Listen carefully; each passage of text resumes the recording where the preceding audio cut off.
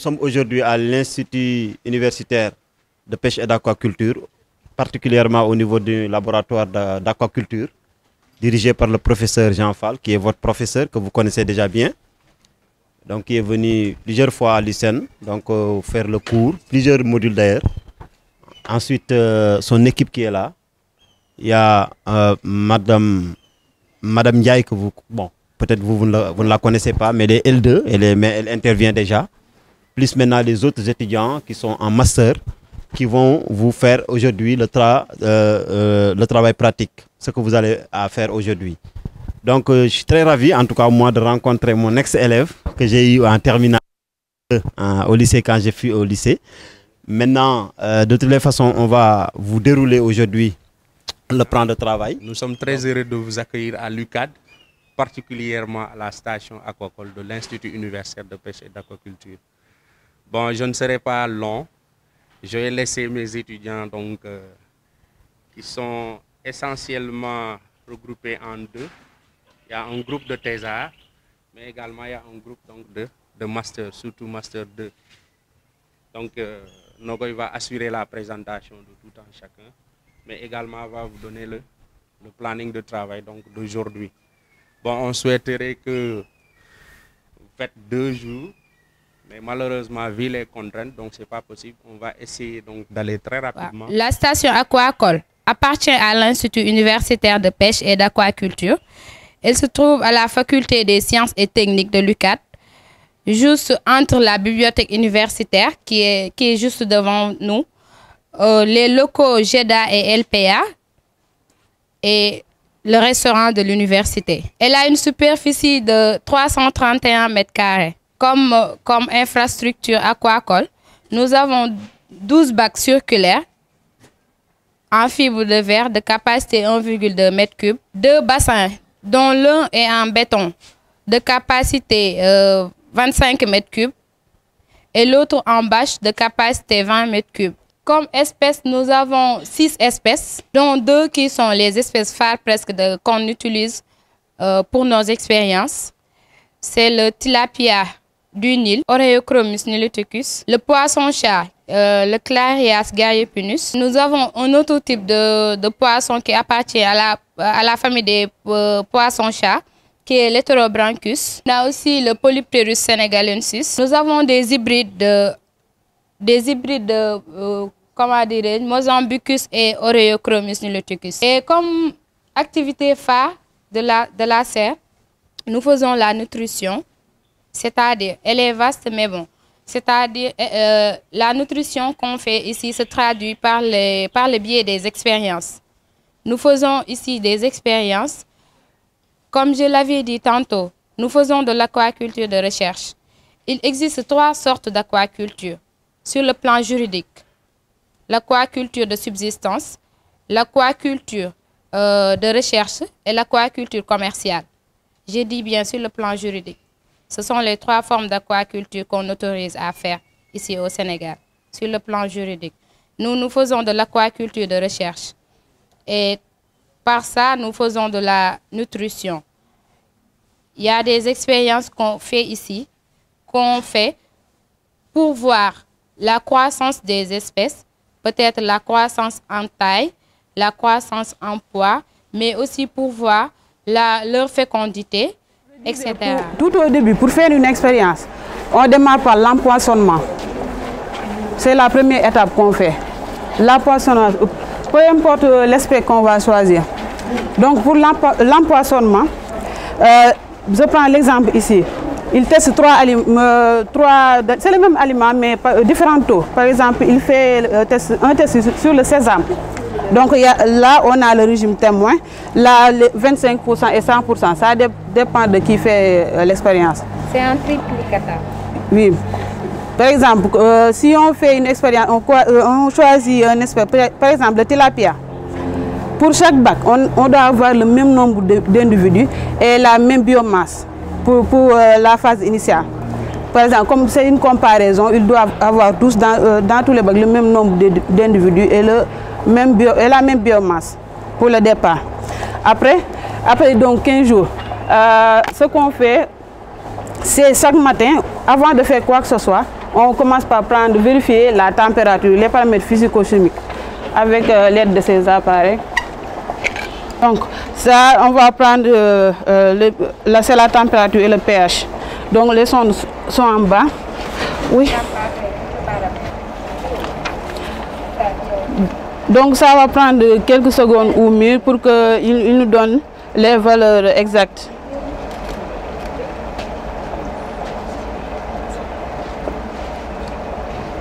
Par exemple, là, on a 7,36 pour le pH et 22,9 pour la température. Donc, comme on l'a appris nous tous, pour chaque espèce a une gamme de température ou d'oxygène qui lui permettra de croître de façon optimale. Donc, si on prend la température pour le tilapia, c'est entre 28 et 30. Ce sont des études de différentes hauteurs, mais ils ont toujours un intervalle qui ont en commun. Pour le claria, c'est 28-32, je crois. Et le pourquoi on prend ces paramètres, par exemple, si on n'a pas la bonne température, par exemple, si c'est inférieur, par exemple, si c'est inférieur à 12, là, le poisson ne s'alimente pas. On voit à chaque fois, si on alimente, il ne prend pas la nourriture, ou si c'est pendant la reproduction, la croissance est faible, ils ne se reproduisent pas. Et même si c'est le contraire, si on a des températures fortes, il peut arriver qu'ils meurent durant l'expérience. Donc c'est pourquoi on fait une suivi de ces paramètres. Même si c'est l'oxygène, on le mesure aussi. Par exemple, l'oxygène, la gamme, on dit que c'est entre 3 et 5. Pour le siphonnage, on le fait à l'aide de tuyaux qu'on remplit jusqu'aux deux bouts, comme ça.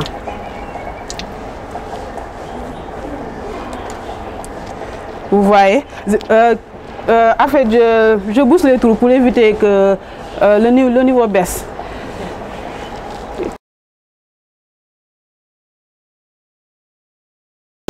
Comme ça va créer une pression. Celle d'aller je laisse les deux bouts en même temps. Vous voyez, l'eau va se vider d'elle-même. Donc avec la pression, pour le siphonnage, il faut s'assurer que le bout qui est dans le bac soit plus haut que celui qui est vide. Comme ça, il y aura la pression et ça va se vider et on récupère les fesses. Tout simplement. On va tester. Par exemple, c'est déjà fait. On a prélevé cette eau-là. Donc on va prendre 5 ml de cette eau qu'on va mettre dans chaque flacon. Je vais prélever ici 5 ml.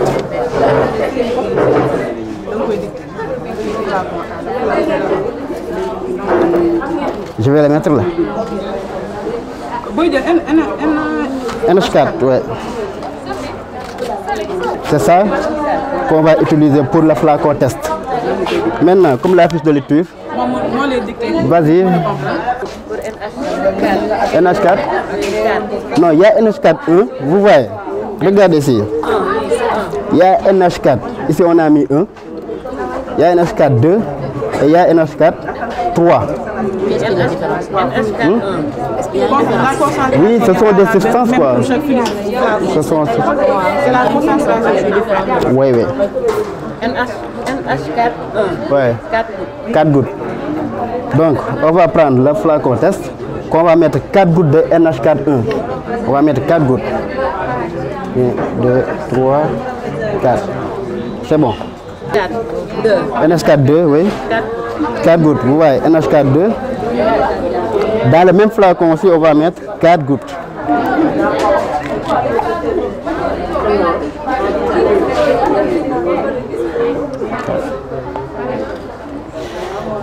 Et l'autre NH4 3. 5 gouttes. NH4 3, on va mettre 5 gouttes. Regarde, vous avez vu, même la concentration n'est pas la même. On a la même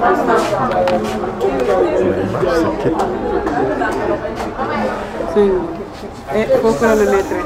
C'est fait. Maintenant, on va refermer ça. Attendez, on attend 15 minutes. Et on attend 15 minutes. Pour pouvoir Ça, c'est le c'est le flacon témoin. Là, c'est le flacon test du groupe 2. Et là, le flacon test du groupe 1. Vous allez comparer avec ça. La couleur qu'on a. Avec ça. Par exemple, on va prendre quelques étudiants. Ils vont nous dire ça ressemble à quelle couleur ici. Par exemple, ouais.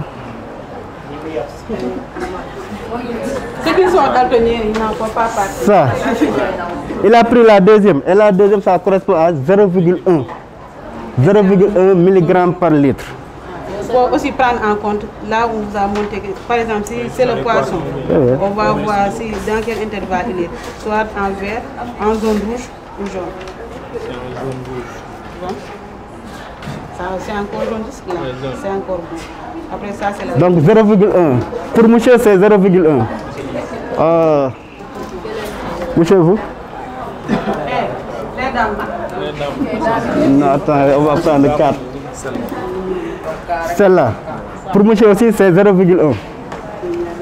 Madame? Toujours 0,1. La teneur à NH4, c'est 0,1 mg par litre.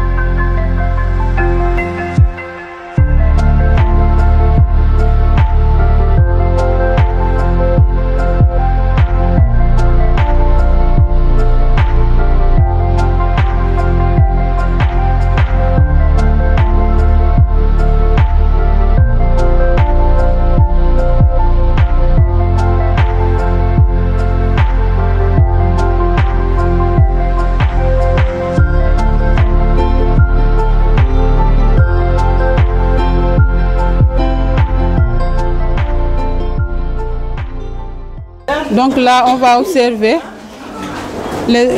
aussi c'est un mâle ou une femelle. Là, on a quoi? On voit là, ça c'est le papy. C'est pointu et c'est blanc, non? Et ça, on a quoi? Le petit trou là? C'est? En termes français, plus facile. Donc ça, c'est un mâle. Donc là, après, on va essayer d'attraper une femelle pour pouvoir contrôler aussi s'il y a des œufs ou pas.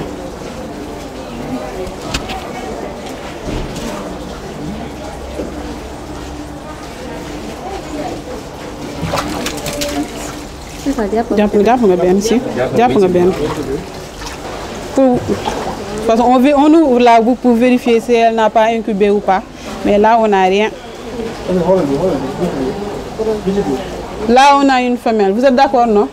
On a ici la fente urogénitale. Ici. Je vois.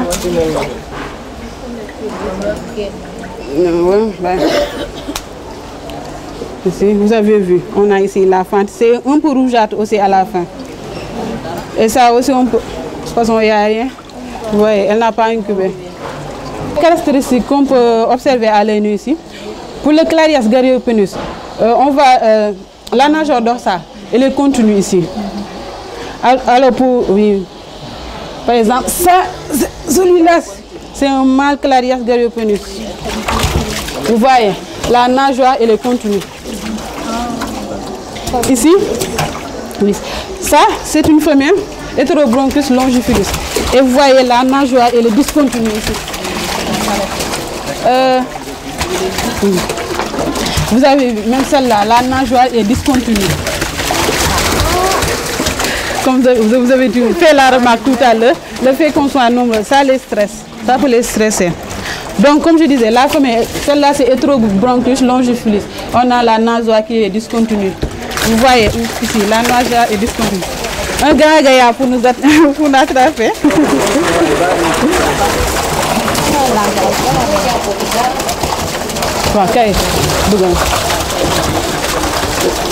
On peut après observer. Tiens le bout. Vous voyez. Là, on a une femelle.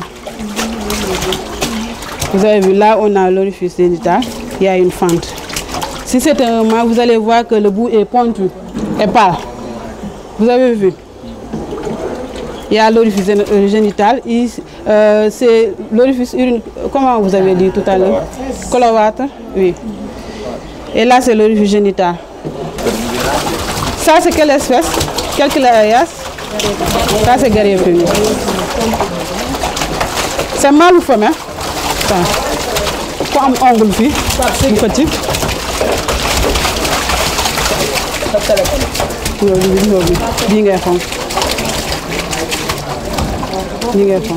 Femelle. Minéral, hein? Ouais. Ça aussi vitamine, hein? C'est bon.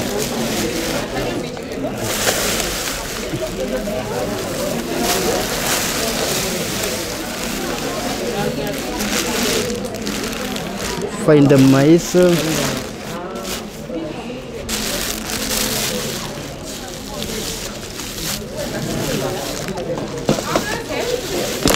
Sésame ak palmiste waaw. Sésame. ak palmiste. Voilà. Sésame bi ci benn sachet la nekk. ma xool ak palmiste bi. mooy palmiste ba daa mel ni mais sésame bi comme genre saabu. comme genre saabu la nekk. toute palmiste bi amagul palmiste. waaw moom lay wax. non levure moo jàll. palmiste moom nekk palmiste bàyyi. mu ngi ci biir. sele ne woon na lépp ngi fi. nii ma. sésame bi comme genre saabu. parce que lii mën na liibar lii. mën na liibar kon baax na kon mën na. non je demande ndax lii mën na liibar. 500 grammes. bu matu 58.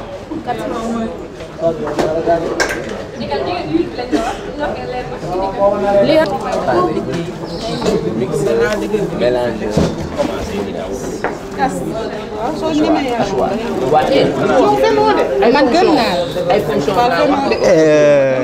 léegi mbaa du tooy ba wala du si dara. c'est bon.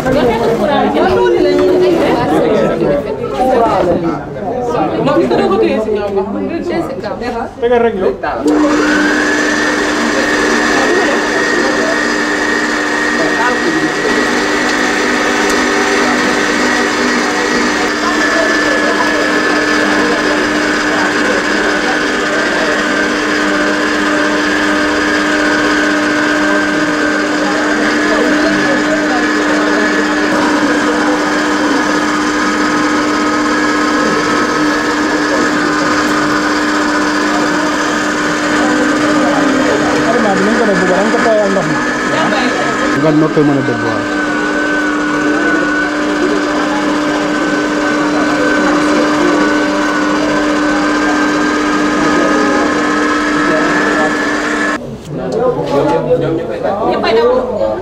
C'est bon, c'est terminé.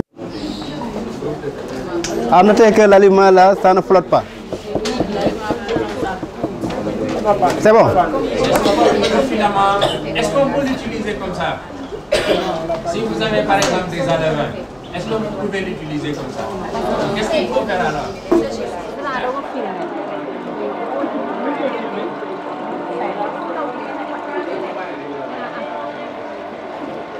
Il faut sacrifier l'individu, séparer la tête du reste du corps. waaw ayo su la neexee mais kii rek appuyé d'un coup ati fii ngay kii ba sa mu dem na dem ba ci fond bi voilà c'est bon voilà. L'hypophyse se trouve dans la tête, donc il faut essayer d'enlever ces parties sur la partie supérieure pour extraire l'hypophyse.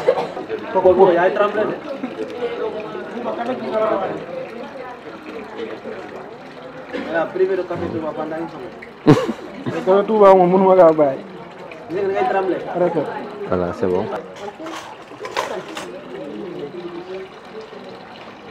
Il faut essayer d'enlever tout ce qui est chair.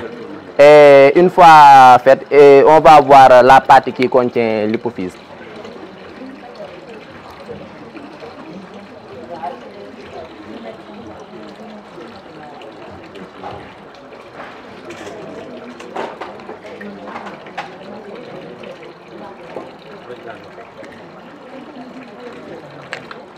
Voilà.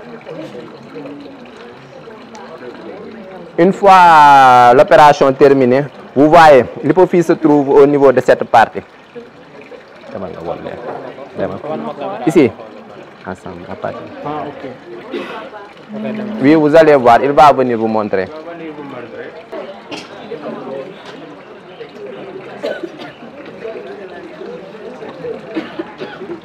C'est sous l'hypothalamus ou bien sur l'hypothalamus?